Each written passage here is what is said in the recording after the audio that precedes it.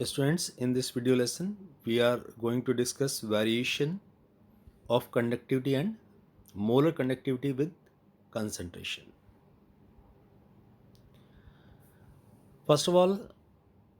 we'll discuss the variation of conductivity which is represented by kappa with concentration. तो यहाँ पर देखिए कि जो कंडक्टिविटी होती है किसी भी सॉल्यूशन की जिसमें इलेक्ट्रोलाइट को हमने डिज़ोल्व किया हुआ है, जिसमें आयंस प्रेजेंट है, तो उस सॉल्यूशन की कंडक्टिविटी जो नंबर ऑफ आयंस उस सॉल्यूशन के यूनिट वॉल्यूम में प्रेजेंट हैं उन नंबर ऑफ आयंस पर डिपेंड करती है। यानी कि अगर उसके यूनिट वॉल्यूम में सॉल्यूशन के यूनिट वॉल्यूम में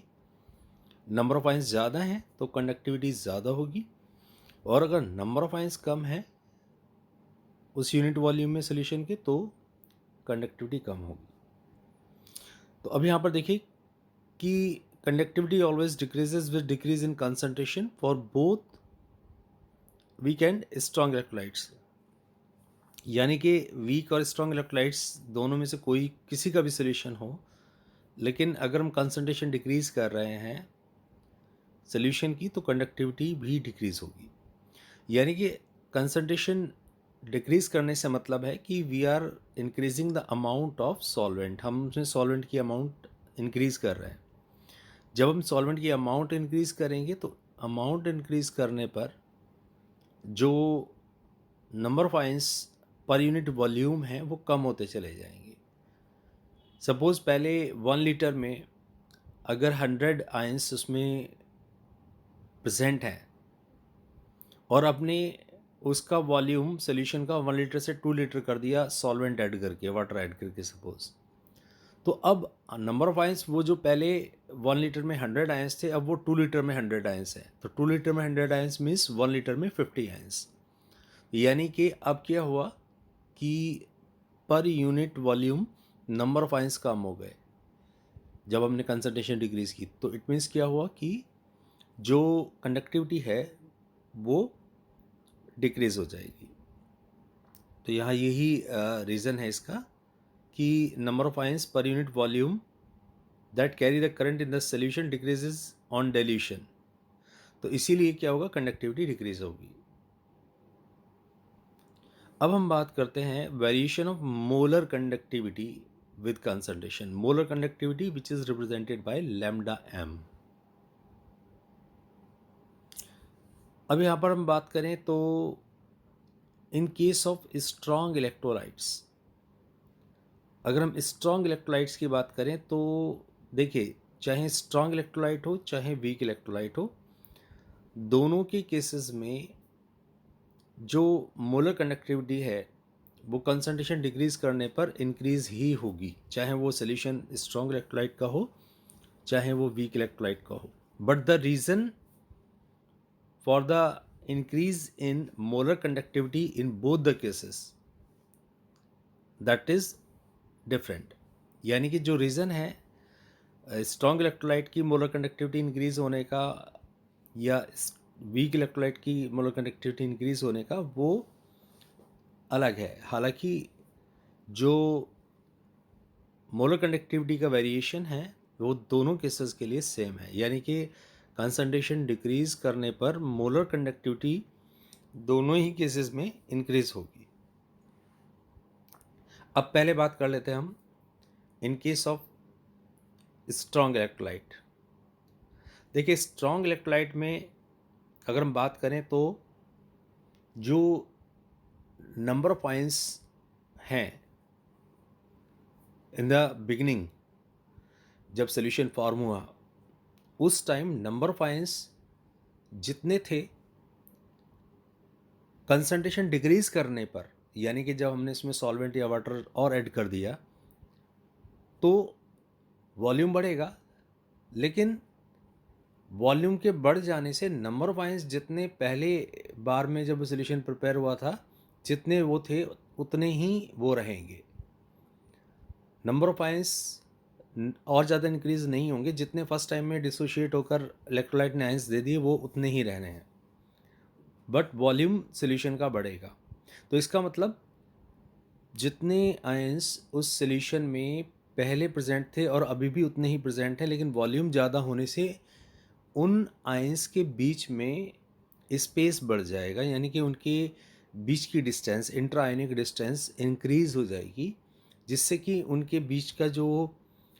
इंटर आयोनिक डिस्टेंस बढ़ने से उनका इंटर आयनिक जो इंटरेक्शन है, आयंस के बीच का जो अट्रैक्शन है वो थोड़ा सा कम होगा, और जो आयंस हैं वो पहले से ज़्यादा फ्रीली और इजीली मूव करना शुरू कर जाएंगे, तो इसीलिए उनकी मोलर कंडक्टिविटी इंक्रीज हो जाएगी। अब हम बात करते हैं यही वेरिएशन, यानी कि मोलर कंडक्टिविटी का वेरिएशन वीक इलेक्ट्रोलाइट्स के केस में जब हम कंसंट्रेशन को डिक्रीज करते हैं तब। तो यहाँ पर अगर हम नंबर ऑफ आयंस की बात करें तो in the beginning the number of ions will be less, क्योंकि वीक इलेक्ट्रोलाइट कभी भी पूरा डिसोशिएट नहीं होता, पार्शियल होता है। तो शुरुआत में जो number of ions weak electrolyte provide करेगा सॉल्यूशन में वो कम होंगे, but with the decrease in the concentration, यानी कि अगर हम उसमें सॉल्वेंट और ज़्यादा बढ़ाते चले जाएं, जैसे वाटर और ज़्यादा बढ़ाते चले जाएं, तो वीक इलेक्ट्रोलाइट की जो डिग्री ऑफ डिसोशिएशन है इट इंक्रीजेज स्लाइटली, यानी कि जितनी बार भी हम डाइल्यूशन करेंगे, जितनी बार भी हम वाटर उसमें ऐड करेंगे कंसंट्रेशन डिक्रीज करने के लिए, तो नंबर ऑफ आयंस थोड़े थोड़े से बढ़ते रहेंगे, क्योंकि उसकी डिग्री ऑफ डिसोशिएशन, यानी कि डिसोशिएट होने की टेंडेंसी थोड़ी थोड़ी सी बढ़ती रहेगी, बहुत बहुत ज़रा सी। इसलिए नंबर ऑफ आयंस पहले से थोड़ा थोड़ा बढ़ते रहेंगे, और जिसकी वजह से यहाँ पर उनकी जो मोलर कंडक्टिविटी है वो कंसंट्रेशन के डिक्रीज होने से थोड़ी थोड़ी सी इंक्रीज होती रहेगी। जैसा कि आप यहाँ पर ये जो ग्राफ है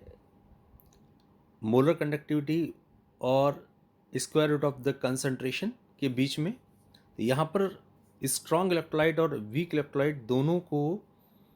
दिखाया गया है कि इनका वेरिएशन किस तरह से कंसंट्रेशन से रिलेटेड है।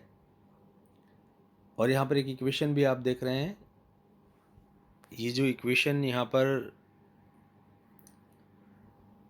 है, ये जो इक्वेशन यहाँ पर दी गई है, इस इक्वेशन को आप देख रहे हैं, lambda M is equal to lambda naught M minus A square root of concentration. तो इस इक्वेशन के अकॉर्डिंग ये जो ग्राफ यहाँ पर आप देखते हैं, इसमें वाई एक्सिस पर लैम्डा एम को लिया गया है और एक्स एक्सिस पर स्क्वायर रूट ऑफ कंसंट्रेशन। तो यहाँ पर हम देख सकते हैं कि अगर हम स्ट्रॉन्ग इलेक्ट्रोलाइट, यानी कि KCl यहाँ पर स्ट्रॉन्ग इलेक्ट्रोलाइट है, तो अगर हम KCl की कंसंट्रेशन को डिक्रीज़ करते हैं तो डिक्रीज़ करने पर ये इंक्रीज़ होता है, इसमें मोलर कंडक्टिविटी इंक्रीज़ होती है, और एक टाइम ऐसा आता है कि वाई एक्सिस को इसकी लाइन इंटरसेक्ट कर देती है, जहाँ पर हमें लैम्डा नॉट एम यानी कि लिमिटिंग मोलर कंडक्टिविटी की वैल्यू मिल जाती है। लेकिन आप देख सकते हैं कि वीक इलेक्ट्रोलाइट के केस में जब हम कंसंट्रेशन डिक्रीज़ करते हैं तो मोलर कंडक्टिविटी वीक इलेक्ट्रोलाइट की इंक्रीज़ होती है, धीरे धीरे, एक साथ नहीं होती, बहुत धीरे धीरे होती है, और कुछ टाइम बाद जो इसकी आप लाइन देखेंगे वो वाई एक्सिस के पैरेलल होने लगती है, यानी कि ये वाई एक्सिस को इंटरसेक्ट नहीं करती है। तो इसका मतलब ये है कि वीक इलेक्ट्रोलाइट के केस में अगर हम ग्राफिकली देखें तो इसकी लिमिटिंग मोलर कंडक्टिविटी निकाल पाना बहुत मुश्किल है ग्राफ से, क्योंकि ये जो लाइन है वो वाई एक्सिस के पैरेलल हो जाती है, उसको इंटरसेक्ट यहाँ पर नहीं करेगी, इन्फिनिटी पर करती है, यहाँ नहीं, मतलब नहीं करेगी। तो यहाँ पर जो लैम्डा नॉट एम है, ये लैम्डा नॉट एम को हम लिमिटिंग मोलर कंडक्टिविटी बोलते हैं। लिमिटिंग मोलर कंडक्टिविटी का मतलब है कि ये वो मोलर कंडक्टिविटी की वैल्यू है जब जो इलेक्ट्रोलाइट है, चाहे वो स्ट्रॉन्ग है चाहे वो वीक है, जब उसकी मोलर कंडक्टिविटी ज़ीरो कंसंट्रेशन पर देखी जाती है, यानी कि जब उसकी कंसंट्रेशन नियरली ज़ीरो हो जाती है, यानी कि उसमें सॉल्वेंट इतना ज़्यादा एक्सेस में हो जाता है कि जो मोलर कंडक्टिविटी की वैल्यू है वो एक हाईएस्ट वैल्यू तक जाकर रुक जाती है, उसके आगे फर्दर इंक्रीज नहीं होगी चाहे आप कितना भी डाइल्यूशन कर लें। और यह जो ये जो कैपिटल ए है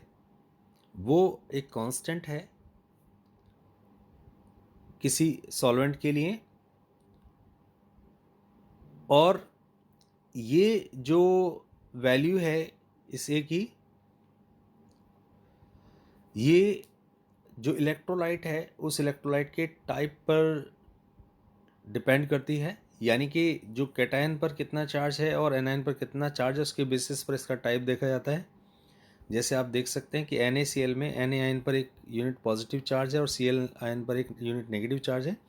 तो इस इलेक्ट्रोलाइट का टाइप हुआ 1,1। और इस तरह के जितने भी होंगे जैसे KCl है, KBr है, वो 1,1 टाइप वाले हैं। और CaCl2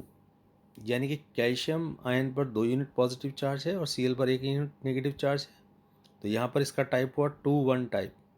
तो इस तरह के जितने भी होंगे वो, जैसे MgCl2 है, CaF2 है, वो सारे 2,1 टाइप के होंगे।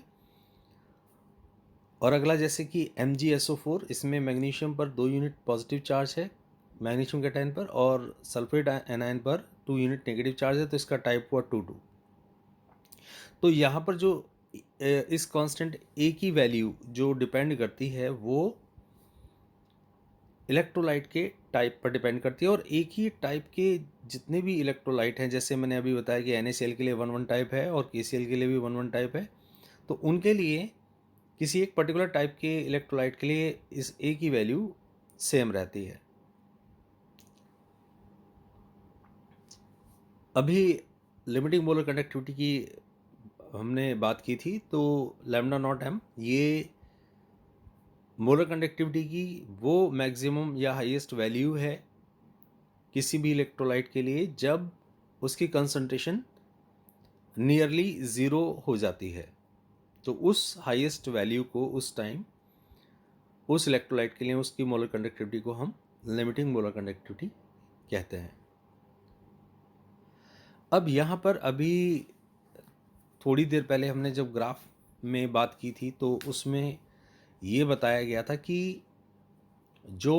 स्ट्रॉन्ग इलेक्ट्रोलाइट की मोलर कंडक्टिविटी है, लिमिटिंग मोलर कंडक्टिविटी जो होती है स्ट्रॉन्ग इलेक्ट्रोलाइट की, उसको हम ग्राफिकली कैलकुलेट कर सकते हैं, क्योंकि उसके केस में जो ग्राफ है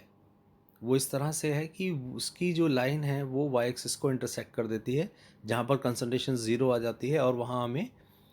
उसकी वैल्यू जो है वो मैक्सिमम वैल्यू ज़ीरो कंसंट्रेशन पर मिल जाती है। लेकिन अगर हम वीक इलेक्ट्रोलाइट की बात करें तो वीक इलेक्ट्रोलाइट में ग्राफिकली उसकी लिमिटिंग मोलर कंडक्टिविटी यानी कि लैम्डा नॉट एम निकाल पाना पॉसिबल नहीं है, क्योंकि उसमें उसके केस में जो ग्राफ आता है उसको अगर हम देखें तो उसकी जो लाइन है वीक इलेक्ट्रोलाइट के लिए वो वाई एक्सिस के पैरेलल हो जाती है और उसको इंटरसेक्ट नहीं कर पाती, यानी कि उसको इन्फिनिटी पर ही इंटरसेक्ट कर पाएगी। तो इस वजह से हम ग्राफिकली वीक इलेक्ट्रोलाइट की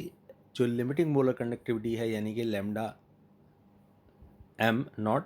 उसको हम ग्राफिकली कैलकुलेट नहीं कर सकते। तो इसके लिए कोलरॉश ने एक लॉ दिया, उसके अकॉर्डिंग आप किसी भी इलेक्ट्रोलाइट, चाहे वो स्ट्रांग हो चाहे वो वीक हो, किसी भी इलेक्ट्रोलाइट की लिमिटिंग मोलर कंडक्टिविटी यानी कि जो जीरो कंसंट्रेशन पर उसकी मोलर कंडक्टिविटी की वैल्यू होती है लैम्डा नॉट एम, उसको आप यहाँ पर इस लॉ से निकाल सकते हैं, क्योंकि इस लॉ का जो स्टेटमेंट है वो ये है कि the limiting molar conductivity of an electrolyte can be represented as the sum of the individual contributions of the anion and cation of the electrolyte। यानी कि किसी भी इलेक्ट्रोलाइट का जो सोल्यूशन है उसके अंदर उसके जितने भी कैटायंस और जितने भी एनायंस उस सोल्यूशन के अंदर प्रेजेंट हैं, तो हर एक कैटायन की जो उसकी अपनी लिमिटिंग मोलर कंडक्टिविटी है और हर एक एनायन जिसकी अपनी एक लिमिटिंग मोलर कंडक्टिविटी है, तो सारे कैटायंस की टोटल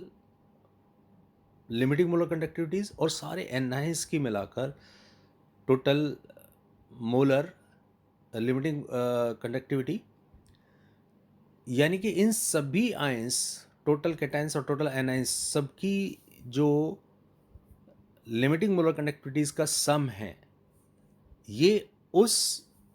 इलेक्ट्रोलाइट के सॉल्यूशन की लिमिटिंग मोलर कंडक्टिविटी बताएगा, यानी कि उससे डिसाइड हो जाएगी, उससे पता चल जाएगी। तो यहाँ पर जैसे आपको एक एग्जांपल यहाँ पर दिखाया गया है कि अगर हमें lambda naught Na positive,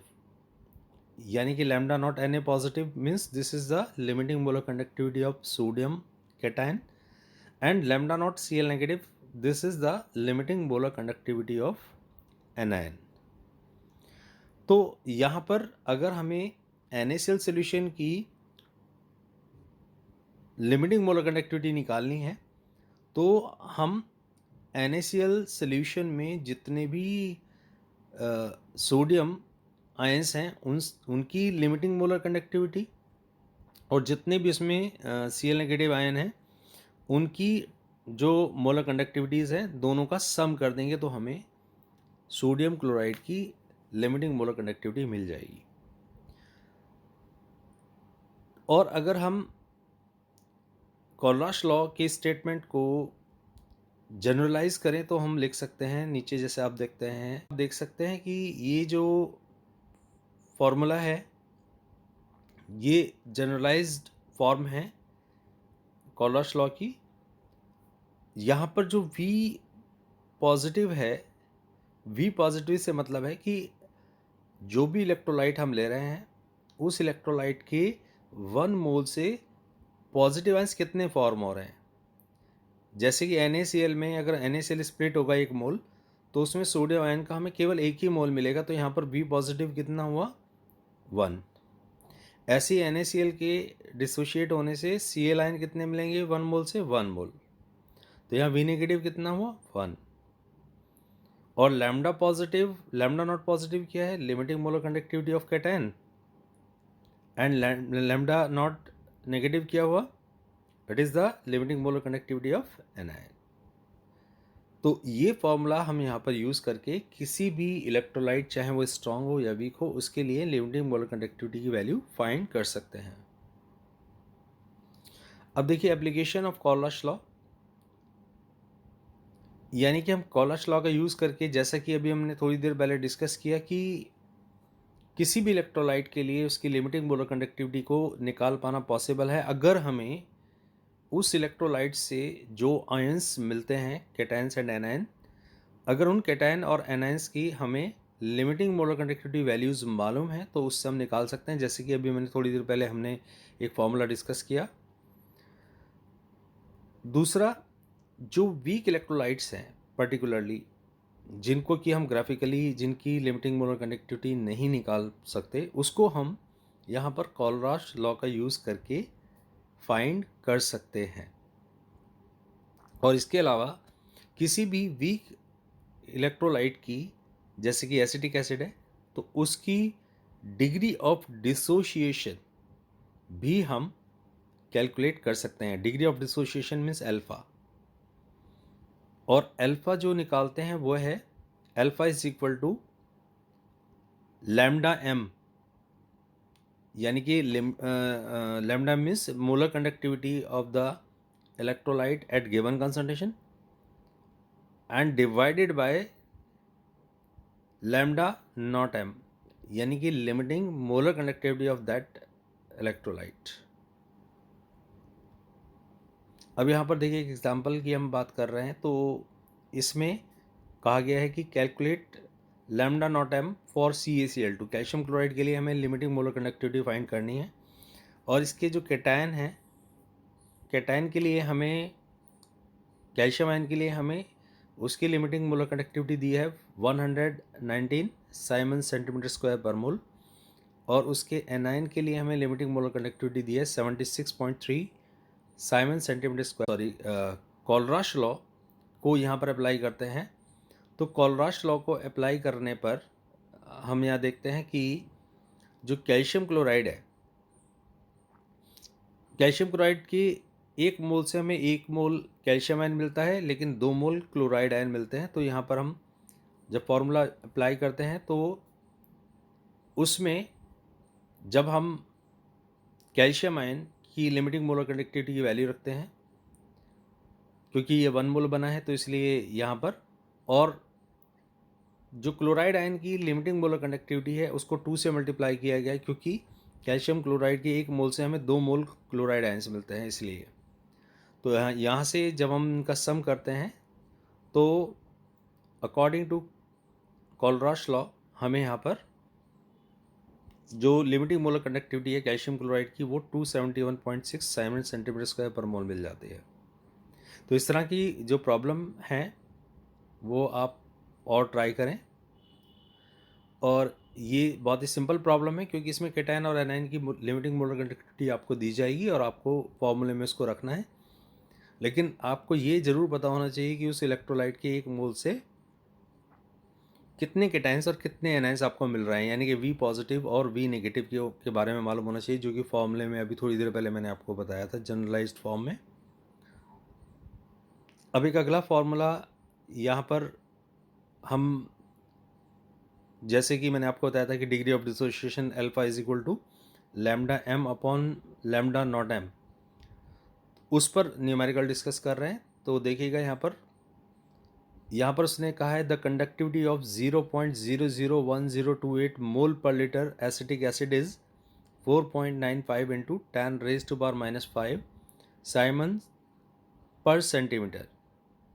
calculate its dissociation constant if lambda naught M for acetic acid is 390.5 siemens centimetre square per mole. तो आप देख सकते हैं कि यहाँ पर जो कंसंट्रेशन दी हुई है, यानी कि मोलैरिटी, वो है 0.001028 मोल पर लीटर, और जो कंडक्टिविटी दी हुई है वो है 4.95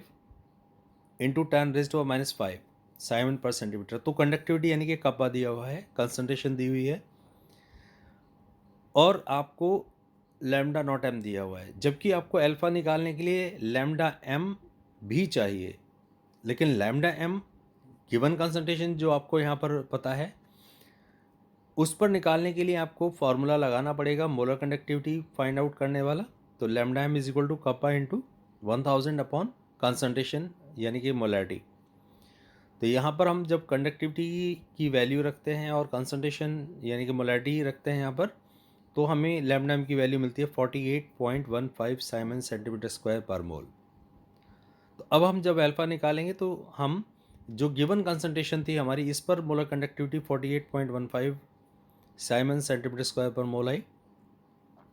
फिर इसको हम डिवाइड करते हैं किससे, लिमिटिंग मोलर कंडक्टिविटी जो हमें दी हुई है 390.5 siemens centimetre square per mole. तो फिर हमें मिलता है 0.1233 यानी कि अल्फा, डिग्री ऑफ डिसोसिएशन। लेकिन यहाँ पर उसने हमारे से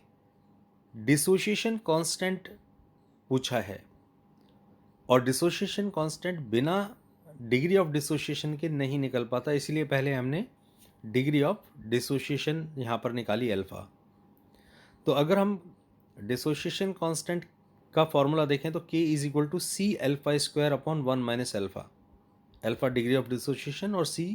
कंसंट्रेशन यानी कि मोलैरिटी। तो C हमें मालूम है 0.001028, और अल्फ़ा हमने अभी कैलकुलेट किया है 0.1233 और इसका स्क्वायर, देन अपॉन 1 माइनस 0.1233। तो इसको सॉल्व करने के बाद हमें डिसोसिएशन कांस्टेंट जो मिलता है वो